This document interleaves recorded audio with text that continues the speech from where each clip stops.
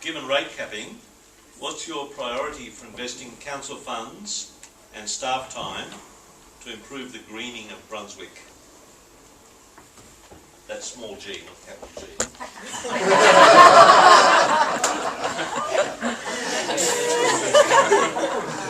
Okay, who's first off the... Kelly. Kelly. Sorry, I'll give him rate. Giving rate capping, how are they going to make sure they're green?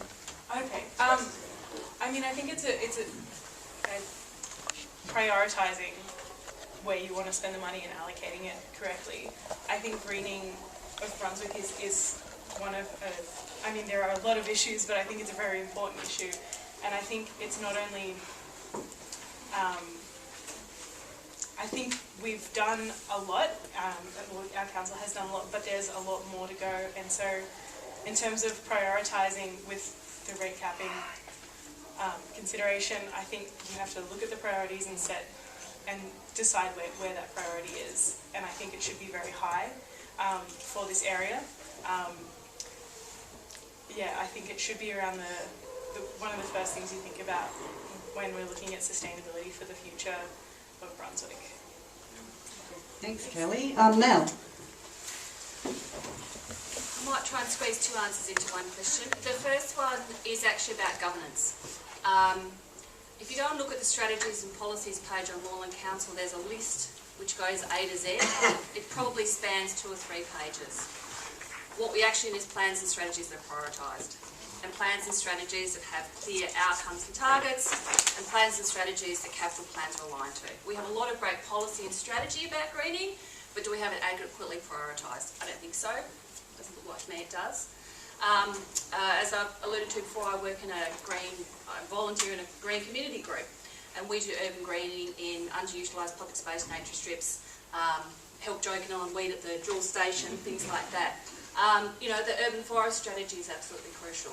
How we plant in open space, increasing the number of Indigenous plants in all our landscape forms to improve habitat and biodiversity. There are just so many things to be done. They can all be done within the existing funding envelope, I believe, because we can be more efficient. Recently we talked about the pest and weed policy. There's a lot of inefficient work being done by council, but a simple switch of the activity being taken would be so much more cost effective and affordable. So governance is an important thing. Now I could go on, but I won't. Thanks, Mel. Okay, Joe Caputo. Yeah, look, in the last few years there's been an emphasis in ensuring that we fully utilise our major streets, and I think that's been extremely successful. In my own street, in Union Street, where we live, in the last 18 months, I think 18 months, we actually virtually greened the whole of the major street. Prior to that, there was grass, and the grass was overgrown, and whereas now the council, together with very little resources put into it, and we actually green the whole of the street. And I think that can be done right across in streets where large enough, where major streets are large enough. In terms of the capital works programs, when I was in council 7 or 8, 9 years ago, the capital works was around 6 million per annum. Now it's gone up to about 30 million per annum. And a lot of that can actually be, to ensure the design.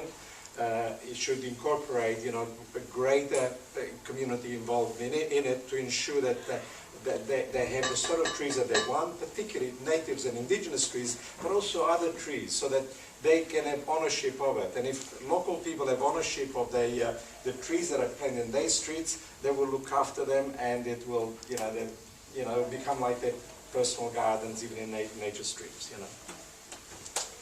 Meghan? Yeah, so there's great examples of where we've utilised pocket parks and recreated urban spaces to make them greener.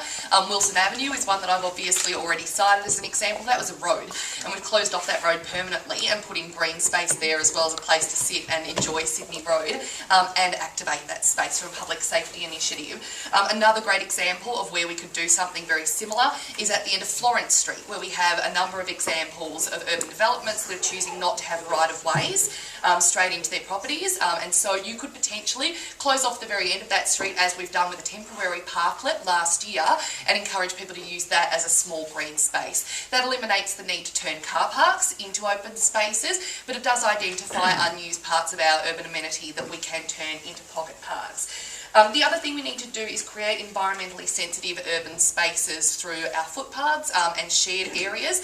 A really good example of this is where we're doing the Dawson Street makeover in front of the library over the coming year or so, and that will include features like rain gardens and extra street trees. So that's another example of where we can do better. So in your many interactions with South Ward residents, you probably have noted the lack of open space and the desire for the new parks to be created to meet increasing density. Can you name 3 locations that you have identified that you think would be appropriate for new parks to be created? Lambros? I'm very excited about this question. Can I say open space is the number one topic, I think, for the next 4 years. With the densities that we're seeing, and particularly apartment living, we need more open space. So we're starting to do some of the strategic work, but we need to do more, and we need to actually put that money to work to actually create more open space. I've been a big advocate on council, and I haven't succeeded as yet because it keeps getting voted down, of actually making sure the open space levy is spent to acquire new open space. Currently we see a process where council does a lot of upgrades by actually using that space. So it's a bit of cost shifting, you know, they do some street furniture or playground equipment and they take it from the open space reserve, where really that work should be done by rates, and the open space reserve should be going towards purchasing new open space. And I know 3 great locations which are right in those hotspots that we need it. Edward Street car park, converted to open space, it's a no-brainer. Yeah. Hope Street, right on the edge of Beach Street, converted to open space, it's a no-brainer. Stanley Street car park, converted to open space, it's a no-brainer. Right in the heart of where we need it most, and I will be making sure if re-elected that those projects happen. Thanks, Lambros. All right, 3 locations from Kelly. Right, sorry, I'm obviously a big fan of open spaces, and in my line of work I see the necessity, and I'm really pleased to hear that we have been moving forward with Liberty Swings and making them accessible. I live at the top of Brunswick, and so for me, I find that there's a Gilpin Park, and for me it's great, but if I was to take one of my clients there, it's not accessible for them. So for me, I do believe we need more open spaces, but also making the open spaces we have more accessible for everyone. But yeah, no specific place in mind. I don't have the report of hotspots, but no problem. Yeah. Thank you, though. That's great. Okay, Joe Caputo. Yeah, what have you got in mind? Oh yeah, so this is in relation to open space, and have you got any 3 places you would like to turn into an open space in the South Ward in mind that you would engineer? I haven't got any suggestion in terms of new spaces, but as a grandparent, I walk around and I, throughout the ward, and I see that there's a great need for open space, and I very much support Lambros. Because I recently visited Sydney, and there are some really innovative places that, like for example the University of Technology of Sydney, they got 2 buildings which they've turned them into gardens, and they're really great. I've seen them also in Europe, and I think that some of our spots that the Lambros has mentioned, we can actually utilize, the developer's contribution to ensure that those places become really green places for Brunswick, and also you use a bit of our imagination and turn them into a great sort of, playgrounds for kids and the like. And of course, as a grandparent now, I would love those sort of things. The best thing is actually we all actually own them, don't we? Those spaces. Right. So Ray. Thank you. I agree with most of those arguments and obviously plans, and like Kelly, I don't have the ability to see the hotspots plans and where they're actually able to, but I will make one comment, and that is that as a council, and obviously in a stage where property prices are continuing to rise, I think we need to make a strategic decision here and not just rely on car parks to be open spaces. It does create problems in the future, especially because we still have car users. I'm an advocate, obviously, for bikes and, public transport and stuff like that. But the reality is, if we just rely on public parking spaces as a way to find open spaces in our area, we will have further problems down the track, which will cost us more money, will cost your money in terms of a ratepayer, and it doesn't actually solve the issue. It's just reusing land that's already there. We need to find new opportunities and make strategic decisions based around patronage, but also, and I'm sure the plan looks at this, the heat map allocation in terms of urban planning as well, because it's important that obviously when considering open spaces, it's not just, in a car park, but it's actually going to be used for one. There are certain spaces in our area that aren't used or are underutilised because they're not resourced correctly. An example, for instance, even Gilpin Park, there's vital opportunity there to expand that area and obviously to improve the facilities that we have for the community around that area.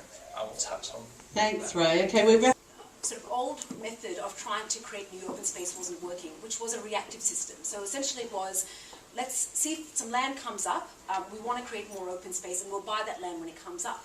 And as has been touched on previously as well before, we've got this incredible housing bubble at the moment. So housing affordability is pushing, we've got a crisis in housing affordability, we've got land values that are exorbitant. And so council essentially wasn't able to compete in that market. So we'd go to bid for a piece of land that could have made great open space and would completely be outbid.